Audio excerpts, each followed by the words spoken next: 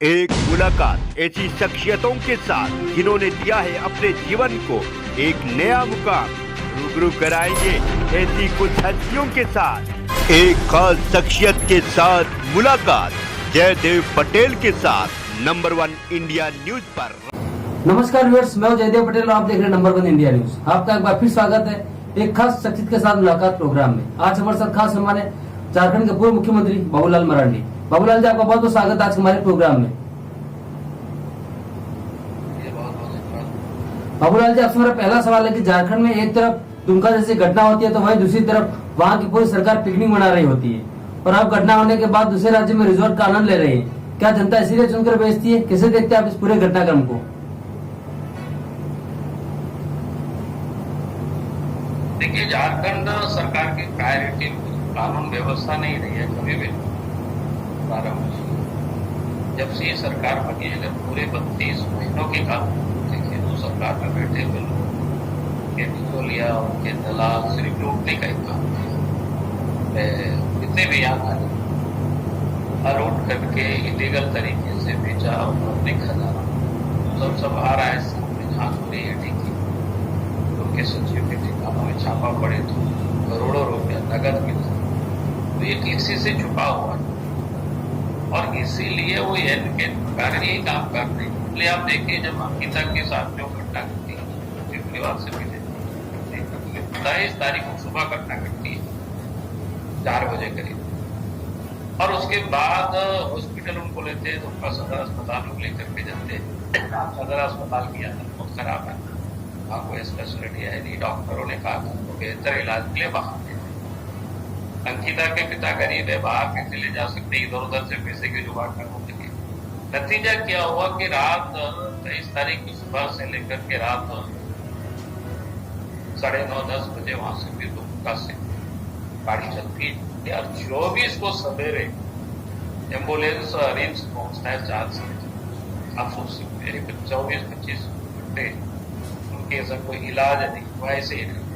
और यहाँ भी आने के बाद 10 बजे के पहले तो इलाज नहीं हुआ, तो कुल मिला करके 25-30 घंटे अगर किसी की इलाज नहीं हो फिर वो कैसे बचे? इसकी कोई प्रशासन या सरकार किसी ने कोई चिंता होना क्या चाहिए था। अगर वो गरीब के पास पैसा नहीं तो सरकार को तुरंत प्रशासन को वहां से एम्बुलेंस से उठा करके ले आते रांची, तो 5-6 घंटे में पहुंच जाते तो फिर इलाज हो जाता। या उनको रास्ते में बोकारो भी भेजिए, इसका अच्छे हॉस्पिटल है, खास करके बर्न जो यूनिट है अच्छा है, वहां भी इलाज कर, लेकिन लोगों ने नहीं।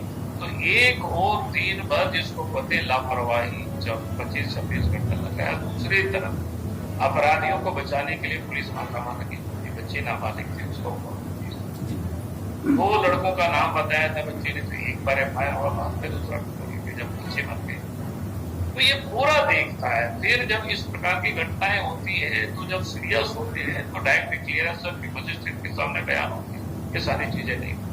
तो इसे बिल्कुल साफ होता है कि भाई सरकार की क्या मकसद, क्या स्थिति है।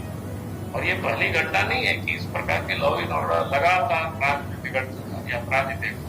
आप वहां भी देखे, अगर आपने देखा होगा कि अपराधी को पकड़ा पुलिस ले जा रही है, लड़का हंस रहा है, कहीं उसके चेहरे में कोई फिक्र नहीं है, कोई डर नहीं है, कोई भय नहीं है, लगता है एकदम ट्रेंड जिसको बोलते हैं, कोई आंदोलन करके जा रहा हो। ये तभी हो सकता है जब या तो उनको कहीं से प्रोत्साहन हो, ट्रेंड हो, या फिर इस प्रकार की अंजाम देना, या फिर पुलिस पर उनको भरोसा है कि हम बस निकले। तो ये स्थिति है इस राज्य जी।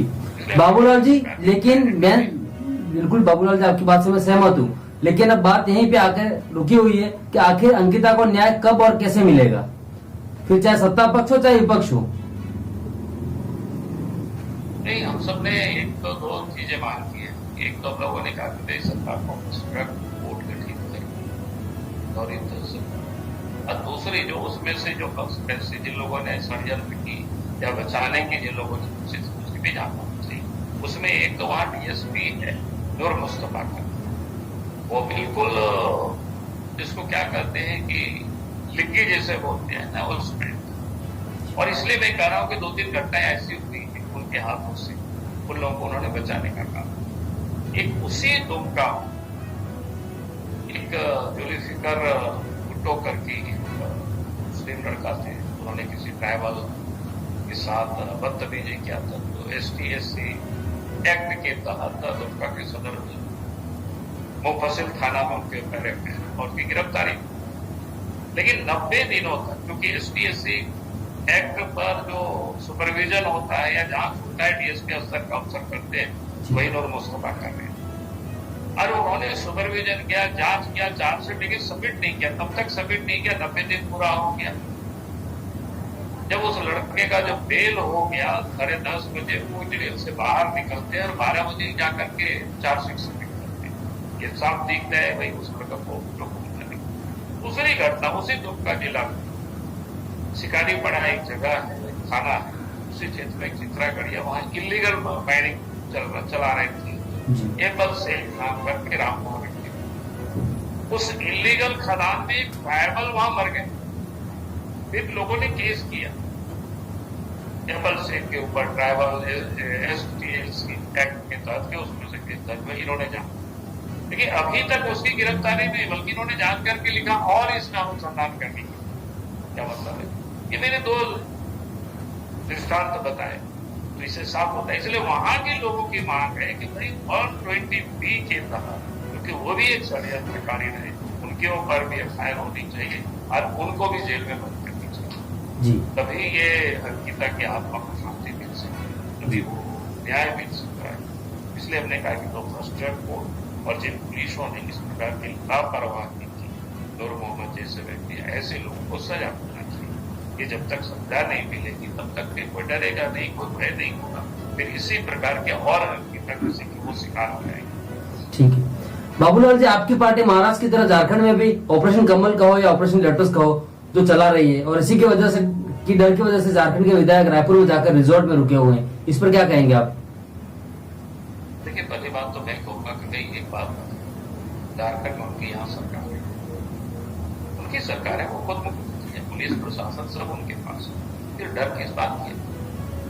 जब पूरी सरकार उनके पास है तब विधायकों को लेकर के बाहर जा रहे हैं, तो समझ से परे है। कैसे कर सकते हैं कि भाई बीजेपी उसको ये कर रहे हैं, तोड़ रहे हैं, खरीद रहे हैं, तो ये तो बिल्कुल गलत है। मामला इसलिए है क्योंकि 32 महीना इस सरकार को बने हुए हो गए, ये विधायकों में तो काम कुछ नहीं हो रहा है, घूमने में लगे हुए, बिचौलिया आ भी है, दलाल आ भी है, आज तो सारी कुछ आ रहा है। उनकी एक प्रेम प्रकाश नाम के एक बिचौलिया दलाल थे, उसकी गिरफ्तारी हुई। उनके घर ठिकानों पर जब ईडी ने छापा मारा तो AK-47 मेरा हाथ मेरा में बंद था। उसकी लोगों ने तहकीकात की, वो किसका AK-47 है, तो उन पुलिसों का था, उस कांस्टेबल का था जो जिसको मुख्यमंत्री आवास में ड्यूटी दिया गया था, भाई मुख्यमंत्री के आवास में ड्यूटी। फिर वो कांस्टेबल का AK-47 प्रेम प्रकाश के घर कैसे आया बिचौलिया दलाल के पास? तो इनका संबंध स्पष्ट है। तो कहने का अर्थ है कि पूरे 32 महीनों से दलाल और बिचौलिया सरकार को चला रहे हैं, उनके लोगों में आक्रोश है, समय समय पर उनके भविष्य का आक्रोश को व्यक्त करती रही है, वो भी नेहरों भी व्यक्त करते रहे। ये सब लोग सार्वजनिक है, सदन में भी और सदन से बाहर। तो आज उनको लगता है, विधायकों को भी लगता है कि वे 32 महीना हो गया, 28 महीना बचा हुआ है, आगे जब तक भी जाएंगे तो कैसे जाएंगे? अब उनको ये संभालना मुश्किल हो गया और हमें लगता है इसलिए उन लोगों को इकट्ठा करके बाहर ले गए छत्तीसगढ़। कांग्रेस के अध्यक्ष भी है, उसके प्रभारी भी है, और कोई कारण नहीं है। मैं तो कहता हूँ थोड़ी देर के लिए समझ जाओ कि बीजेपी करेगी बात, तो फिर तो आएंगे ही ना यहाँ, मतलब फिर सरकार तो बनाएगी, तो सरकार तो उनकी है, कितना दिनों तक वहां रखें? तो ये तो बिल्कुल बकवास है। यहाँ उनके पास पुलिस है, सब कुछ है, यहाँ वो अपने घर के लोगों को रात सकते थे, अपने अपने घरों में, और वही पुलिस की ड्यूटी लगा देते, तो काम कोई दिक्कत नहीं। तो ये बिल्कुल ऐसे ही, ये कोई मतलब नहीं है इसमें। जी बाबूलाल जी, महागठबंधन का बीजेपी पर एक और आरोप है कि राज्यपाल इसलिए फाइल नहीं खोल रहे हैं क्योंकि बीजेपी ने हरी झंडी नहीं दी है। देखिए, मैं समझता हूं कि हर संस्था अपने स्वतंत्र रूप से काम करे। गवर्नर हाउस है, गवर्नर है, अब उनको जो भी इलेक्शन कमीशन की ओर से उनके पास आए होंगे, वो भी तो किसी से लोगों से राय ले होंगे, एक्सपर्ट से ले रहे होंगे। अब उनको तो इतना स्वतंत्रता रहेगी। भाई हम लोग एक सामान्य, जब आप लोग विधायक हम लोग जब सरकार के दफ्तरों में कोई आवेदन देते ये काम होना चाहिए, उस काम होने में वर्षों लग जाते हैं, महीनों लग जाते हैं, सरकार करती नहीं काम। आज भी मैं एक वो काम बता सकता हूँ ठीक है। तो कहने का अर्थ है कि हर जगह सारे सिस्टम अपने ढंग से काम करती है। मेरा कहना है गवर्नर हाउस में क्या आया क्या नहीं आया तो किसी को बोला नहीं है कि आपके सदस्य समाप्त कर, लोगों ने मांगा, उन्होंने तो गवर्नर हाउस को कुछ भी नहीं कहा। तो ये तो अनावश्यक डर भय क्या है, अभी आप काम करते रहिए, जब उनकी फैसला आएगा तब आएगा, उसमें देख लेना क्या है। तो अभी तो ये आरोप लगाना मुझे लगता है बेबुनियाद है। भाई कोई भी संस्थान होते हैं, अपने भी आप देखिए जब इलेक्शन कमीशन में मामला चल रहा था, एक दफा मांगा कि आपको और समय दिया जाए, और समय दिया जाए, और हमें याद है कि इलेक्शन कमीशन ने लंबी समय दिया। तो आपने समय मांगा, लंबी समय इलेक्शन कमीशन ने दिया। आज अगर गवर्नर के पास आया होगा तो गवर्नर भी तो अपने विशेषज्ञों से और लोगों से राय विचार लेंगे और ले रहे होंगे मेरे समझ से, और दूसरा कोई कारण नहीं है। तो सबको हक है, सबको अधिकार है। आपको तो कुछ बताया नहीं है कि भाई आप यही रहो, कहीं मत जाना, कि आपके सदस्य समावेश कुछ नहीं कहे गवर्नर, तो कुछ बोला ही नहीं है। कोई नहीं जानता है कि उस रिपोर्ट में क्या लिखा हुआ है। कभी गवर्नर जानते हो क्या जिनको लिखा है वो लोग जानते हैं, लोग रिपोर्ट नहीं जानते हैं। जी ठीक है सर। बाबूलाल जी, आपसे मेरा एक आखिरी सवाल है कि झारखंड विधानसभा में सदन के नेता हेमंत सोरेन है, उनके एमएलए कुर्सी पर खतरा है, राज्यपाल जब निर्देश देंगे तो पता चल जाएगा। ठीक उसी तरह विधानसभा अध्यक्ष में आपके मामले में सुनवाई पूरी कर ली है, पर आपकी सदस्यता पर भी खतरा है, और कहा जाता है कि स्पीकर आपकी सदस्यता को शायद रद्द भी कर सकता है। देखिए ये हमें पता है कि विधानसभा अध्यक्ष क्या निर्णय लेंगे, तो इसलिए मैं कह रहा हूँ कि तो उनका इंटेंशन शुरू से ही जब 2020 के फरवरी में हमारी पार्टी ने विधिवत रूप से और विलय करने के बाद पार्टी को इलेक्शन कमीशन ने मान्यता दी कि राज्यसभा चुनाव में हमने बीजेपी के विधायक के नाते एक बार नहीं दो बार हमने मतदान भी किया बाहर, लेकिन अंदर में वो बीजेपी के नाते नहीं मानते, कहते हैं शेड्यूल का उल्लंघन। भाई मामला क्या है, 3 विधायक हम लोग थे जेवीएम से, 3 विधायक में से 2 विधायक 2020 के जनवरी में 24 जनवरी को इसके आसपास हमें ये कांग्रेस पार्टी ज्वाइन कर लेती है। जेबीएम ने दोनों पार्टी से दोनों विधायकों को निकाल दिया, बच गए थे एक विधायक। पार्टी ने निर्णय लिया कि हम भारतीय जनता पार्टी में विलय करेंगे। एक विधायक से कम से कम लोगों ने पूछा कि आपका क्या राय है, कहा कि पार्टी के साथ कदम बात।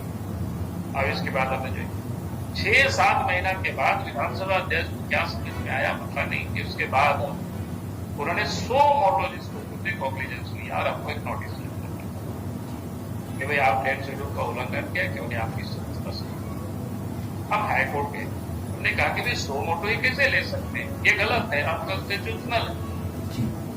उसके बाद उसके विरोध में जब कोर्ट ने उनको फटकार लगाई तो सुप्रीम कोर्ट गए विधानसभा अध्यक्ष, सुप्रीम कोर्ट ने उसको डांट लगाई, फिर कहा कि तुम जाकर के विधानसभा क्या करते हैं हाईकोर्ट में अपनी बात रखो, और हाईकोर्ट में आया तो हाईकोर्ट ने कहा कि हम अपने आवेदन को हम वापस लेंगे। इसके बाद उनको समझ में आया, मैं एकदम सिलसिलेवार बता रहा हूं, उनको समझ में आया कि हमसे गलती हो गया, सपोर्ट तो हमने लिया। तब राजकुमार यादव है माले के जो पूर्व विधायक, जहां वो विधायक थे उन्हीं को हरा करके हम हमसे जीत गया, तो उनसे उन्होंने कंप्लेंट माना। फिर हमको लगता है 2-4 दिन के बाद उनको लगा कि शायद ये तो बाहरी है, ये सारे कुछ लोग सवाल उठा सकते हैं, तो गुमला को उनके विधायक हैं भूषण तिर्की, ऐसे कुछ नाम है भूषण तिर्की, तो उनसे उन्होंने फिर आवेदन किया जेएमएम के विधायक। हमको लगा कि शायद उनको लगा होगा कि ये बाहर है, वो जेएमएम के विधायक है, ये भी आरोप लग सकता है, अध्यक्ष भी जेएमएम है।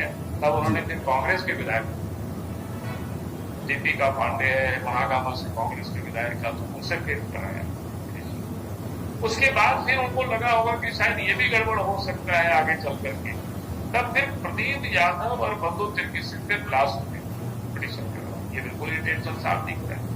फिर अभी भी उन्होंने जितनी सुनवाई की कोई प्रोसीड्यूर को मेंटेन नहीं, तो गवाही होती है और पूछताछ कुछ नहीं, कुछ सुनने को ही तैयार नहीं। लगता है वो बिल्कुल अपनी ऑर्डर बना करके रखे हुए, वो जिसे मन होगा उसे नहीं कर देंगे। तो ये बिल्कुल उनका इंटेंशन साफ लगता है, भाई आप सुनेंगे लेकिन सुनने को तैयार नहीं है। और अभी तक आपको बता रहे हैं कि अभी तो 30 तारीख को उन्होंने सुना, यानी 30 तारीख का वर्चुअल सुनवाई कर रहे हैं, जबकि लोअर कोर्ट से लेकर के सुप्रीम कोर्ट तक अभी जितनी भी कोर्ट चल रहे हैं फिजिकल चल रहे हैं, लेकिन ये फिजिकल नहीं कर रहे, क्योंकि फिजिकल में तो बहुत सारे बल्स होगी देना पड़ेगा, तो उनको जब मन होता है जिस प्रकार के जितना मन होता है कर सकता है, आपकी नहीं तो फिर हो गया।